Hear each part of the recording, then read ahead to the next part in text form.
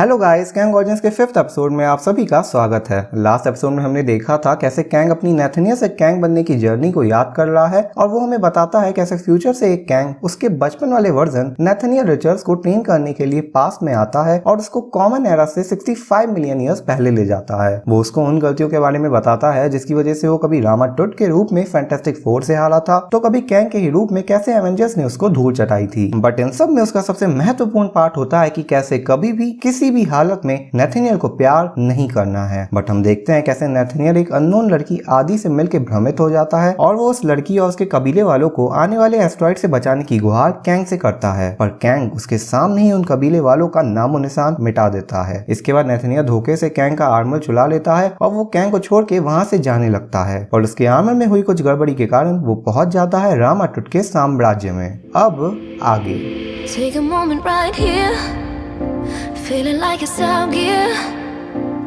driving towards the sun with a rose and a gun, feel the wind in my hair, going nowhere I swear, like an outlaw on the run.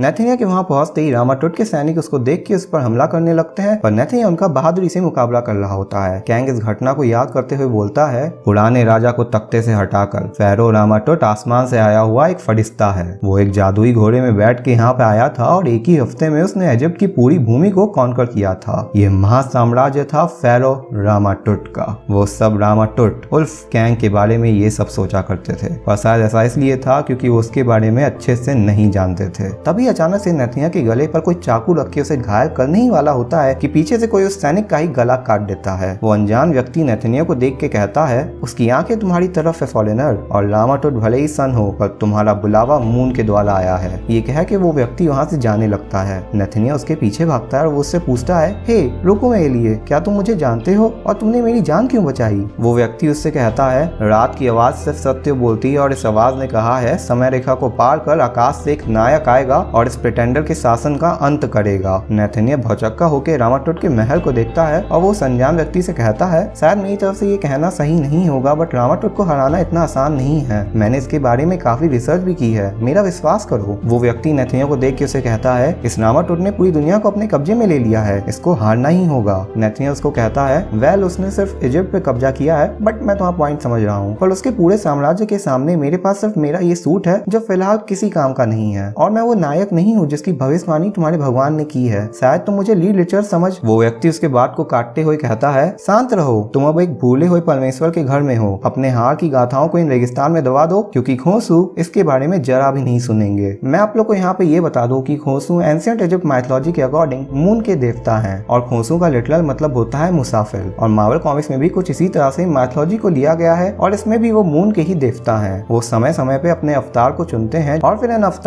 का नाम पड़ता है moon night. पर Kang की कहानी में moon night का क्या काम, चलिए देखते हैं। कहानी की ओर हम वापस चलें तो वो व्यक्ति नेथनिया को देख के कहता है, समय रेखा के मुसाफिर, अपने सत्य को खोसू के सामने बताओ यहाँ पे क्यों आए हो तुम? नेथनिया कहता है, मैं उस आदमी से बच के भाग रहा था जिसने मुझे अपने सामने झुकने पे मजबूर कर दिया था। वो व्यक्ति नेथनिया से कहता है, तब तुम वो चीज कर रहे थे जो असंभव है। हर कोई किसी न किसी के सामने तो झुकता ही है, जैसे रवोना झुकती है चांद के राजा के सामने। नेथनिया चौंक के उसे देखने लगता है और बुदबुदाता है, ये नाम? वो व्यक्ति अपना नकाब हटाता है और हम देखते हैं उस नकाब के पीछे एक लड़की है। वो लड़की नेथनिया के बात को कंप्लीट करते हुए कहती है, ये नाम मेरा है, रवोना द मून नाइट। नेथनियल उसे कहता है, नेथनियल द लॉस्ट। रवोना उसे जवाब देती है, खोसू के घर में कोई भी लॉस नहीं हो सकता नेथनियल, झुको और अपने चित्त को चांद के पास ले जाओ और वो देखो जो वो तुम्हें दिखाना चाहता है। कैंग इस घटना को याद करते हुए कहता है, मैं भगवान में नहीं मानता हूँ, मेरे कॉन्क्वेस्ट के जीवन में मैंने अनगिनत दिव्य कंकालों को अपने हाथों से कुचला है और उस समय भी जब मैंने गॉड ऑफ थंडर की आंखों में डर देखा था मुझे लगा कि मैं बेहतर जानता हूँ, पर इस चांद के देवता के घर में मेरे मन को एक अजीब सी शांति महसूस हुई। मैंने वादा किया कि मैं वो नायक बनूंगा जो रवोना मुझ में देखती है। मैंने वादा किया कि मैं कैंग का काल बनूंगा। फिर हम देखते हैं कैसे नेथनियल का सूट मेल्ट होकर एक अलग रूप लेने लगता है और अब नेथनियल बन जाता है आयरन लैड। नेथनियल आयरन लैड के रूप में रामाटुट के साम्राज्य का सर्वनाश करने लगता है। वो उन सैनिकों को उन्हीं की रेगिस्तानी हवाओं का एक अलग स्वाद चखाता है। कैंग इस मूवमेंट को याद करते हुए कहता है, मैं अपने टाइम से से भागना चाहता था ताकि मैं एंशिएंट ग्लोरी और हीरोइज्म को जी सकूं, और एंशिएंट इजिप्ट के उन रेगिस्तानों में मुझे वो सब मिला। मुझे पता चला कि जब हम जानते हैं कि हमारा आने वाला समय शायद आखिरी समय होगा, तो उस पल में हमारी हंसी की आवाज कैसी लगती है। मैंने जाना कि मौत का सामना करते हुए दिल की धड़कन की आवाज कैसी होती है। मैंने विद्रोह किया, मैंने क्रांति लाई और मुझे आनंद मिला। इसके बाद हम देखते हैं कि नेथनिया और रवोना आपस में बात कर रहे होते हैं, और इस समय वो कोई लड़ाई में नहीं होते हैं। वो किसी जगह में बैठ के आपस में किसी चीज के बारे में डिस्कस कर रहे होते हैं। रवोना नेथनिया से पूछती है, जिस टाइम से तुम आए हो क्या ये जगह उन्हें याद है? नेथनियल उसे कहता है, जिस जगह से मैं आया हूँ उन्हें सब कुछ याद है, शायद कुछ गलत कुछ सही, शायद कुछ जीतने वालों की नजरिए से, पर हाँ उन्हें सब कुछ याद है। पर उस टाइम में बस यही कमी थी। देखने सुनने के लिए तो बहुत कुछ था, पर इसे जीना पॉसिबल नहीं था। जब सब कुछ पहले ही हो चुका है तो आखिर तुम्हारी लाइफ की क्या ही वर्थ है? पर मुझे पता था कि मेरी डेस्टिनी कुछ और है। रवोना उससे कहती है, मैंने डेस्टिनी के बिना किसी जिंदगी को जाना ही नहीं है। मेरे माता पिता खूंसू के इच्छा थे और वे बहुत पहले ही मेरी स्मृति के सूर्य के प्रकाश में लुप्त हो गए हैं, अगर वो कभी थे भी तो।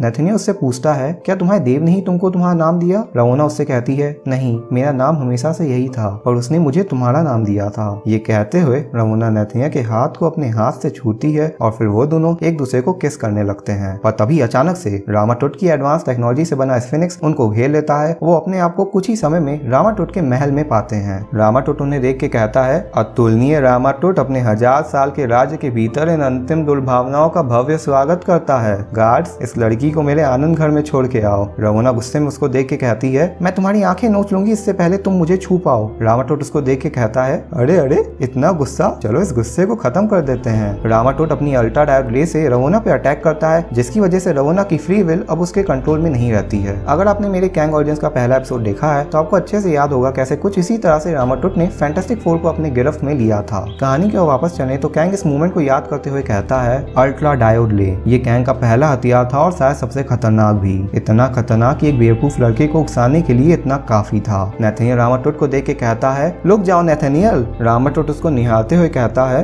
तुम? नेथनियल उसे कहता है, मैं। रामाटुट उसे दोबारा कहता है, अद्भुत, मुझे इस डाइवर्जेंट टाइमलाइन की कोई भी मेमोरी नहीं है। क्या हो तुम? क्या एक वेरिएंट हो या फिर कोई एक नया लूप हो? वेल, अगर मुझे तुम्हारे बारे में कुछ याद नहीं तो तुमको मारने में मेरा कोई नुकसान नहीं है। नेथनियल उसे कहता है, रामाटुट तो तुम्हारी कहानी की ढंग से शुरुआत भी नहीं है और तुम्हें मेरे बारे में कुछ याद भी नहीं है। अगर मैं तुम्हारी जगह होता तो मुझे मारने से पहले ही कम से कम 10 बार सोचता। रामाटुट उसे थोड़ी देर चौंक के देखता है और फिर मुस्कुराते हुए कहता है, गुड पॉइंट, तुम्हें मारने में तो रिस्क है पर मेरे ख्याल से तुम्हें गुलाम बनाने में तो कोई हर्ज नहीं है। ये कह के रामाटुट अपनी डायोड रे से नेथनियल पे फायर करता है और नेथनियल भी अपनी फ्री विल को खो देता है। रामाटुट उसे देख के कहता है, तुम मेरे लिए वही हो जिसे ये स्थानीय लोग देवताओं का आशीर्वाद कहते हैं। लड़के, युद्ध मेरी भूमि में आ चुका है पर मुझे और भी बहुत काम करने हैं। खैर अब चिंता की क्या बात, मुझे तुम या फिर यूं कहें मैं जो मिल चुका हूँ। उठो और जाओ मेरे सेंचुरियन और अपने आर्मर को एक उपयुक्त आकार दो। नेथनियल वहाँ से एक सैनिकों की फौज को लेके जाता है, पर नेथनियल अब ना तो कैंग के सूट में था ना ही वो आइलैंड लैड था। अब वो रामाटुट का स्कारलेट सेंचुरियन बन चुका था। नेथनियल स्कारलेट सेंचुरियन के रूप में उससे लड़ता है, जिससे आने वाले समय में अनगिनत प्रजातियों की रूह कांपने वाली थी। स्कारलेट सेंचुरियन का सामना होता है एन सभानूर उर्फ एपोक्लिप्स से। मैं आपको यहाँ पे ये बता दूं कि एपोक्लिप्स मार्वल कॉमिक्स का बहुत ही आइकॉनिक विलन है और ये एक्समैन की ही कई कॉमिक्स में एक टेरिफाइंग विलन के रूप में भी दिख चुका है। आपने शायद एक्समैन एपोक्लिप्स नाम की मूवी में भी इसको देखा होगा। कहानी की ओर हम वापस चलें तो नेथनियल एपोक्लिप्स के आर्मी से लड़ता है। वो एक एक करके उनका खात्मा करने लगता है, पर एन सभानूर की फौज काफी भयावह थी और असावधान नेथनियल के ऊपर एक खतरनाक वार होता है। इस खतरनाक वार के पड़ते ही नेथनियल को एक असहनीय दर्द शुरू हो जाता है, पर यह दर्द शायद उसके लिए एक आशीर्वाद के समान था, क्योंकि इस दर्द के बढ़ने के साथ साथ उसकी फ्री विल भी वापस आने लगी थी। नेथनियल अपने आप से कहता है, मैं कैंग से अपना रिवेंज लूंगा,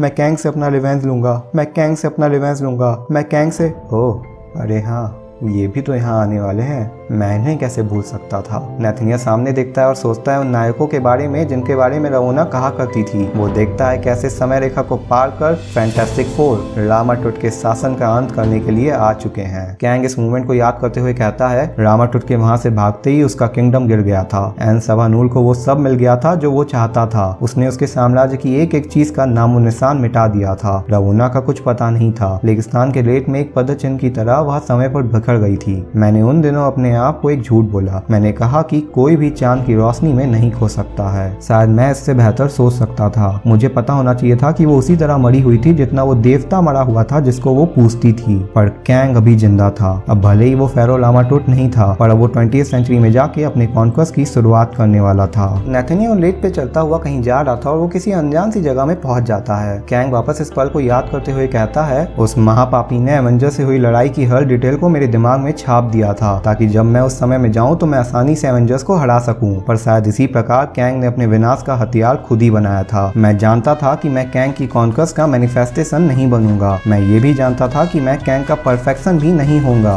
पर मैं उसका एपोकलिप्स बनने वाला था।